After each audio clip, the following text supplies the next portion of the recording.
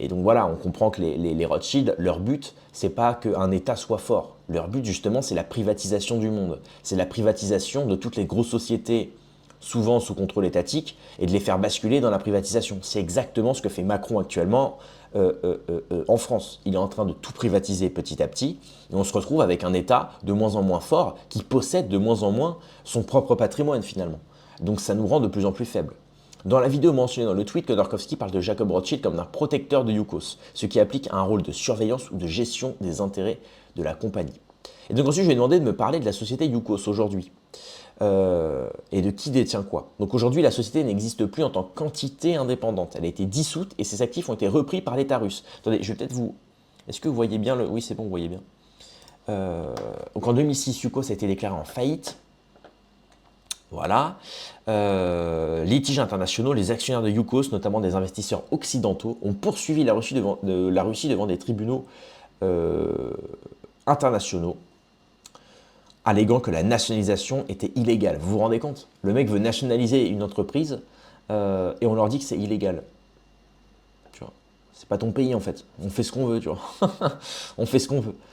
Bref, en 2014, un tribunal voilà, a payé des milliards de dollars, mais la Russie a contesté cette décision, évidemment. Voilà.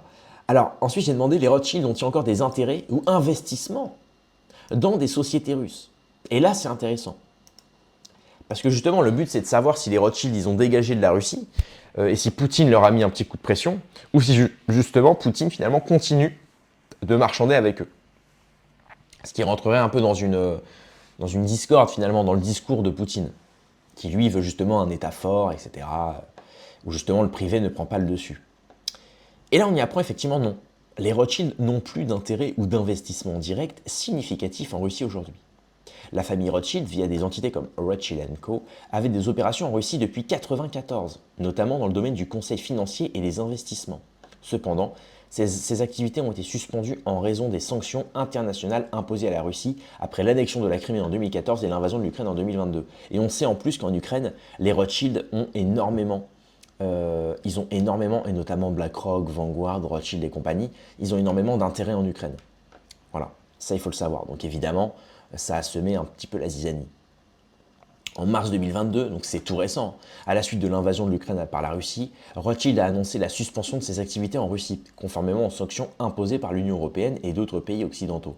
Cela inclut la cessation de toute nouvelle activité d'investissement ou de conseil dans le pays. Voilà. Contexte géopolitique. Les tensions croissantes entre la Russie et l'Occident, ainsi que les mesures restrictives contre les entreprises occidentales opérant en Russie, ont rendu impossible pour des firmes comme Rothschild de maintenir des intérêts significatifs dans le pays. Les actifs restants, s'il y en avait, auraient été liquidés ou gelés. Focus sur d'autres régions, depuis, Rothschild & Co s'est concentré sur d'autres marchés, notamment en Europe, en Asie et en Amérique, où les conditions d'investissement sont plus stables et moins risquées. Donc là, on comprend littéralement que Poutine a bien joué. Poutine a dégagé les oligarques qui posaient problème. Rothschild & Co, en fait, ils sont dégagés d'eux-mêmes à cause de la guerre, parce que finalement, ça mettait en péril leurs affaires. Et donc, en fait, il faut prendre exemple sur Poutine. Si on veut le faire en France, voilà ce qu'il faut faire.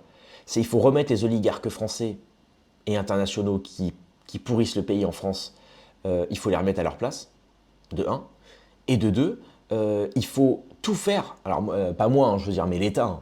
L'État doit tout faire pour saccager le marché financier des privés. Intelligemment, je veux dire. Si le privé te permet d'avoir un État fort, bon, bah, c'est pas dérangeant. Par contre, si le privé empiète sur l'État et sur la puissance de l'État et sur le rôle fondamental de l'État, là justement, c'est à nous de réguler et c'est à nous de saccager leur marché à eux.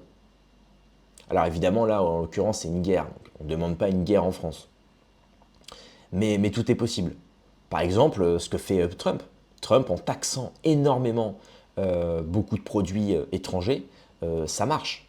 Ça participe justement déjà pour les habitants à consommer américain, et puis pour ceux qui viennent investir, voilà, à y réfléchir à deux fois.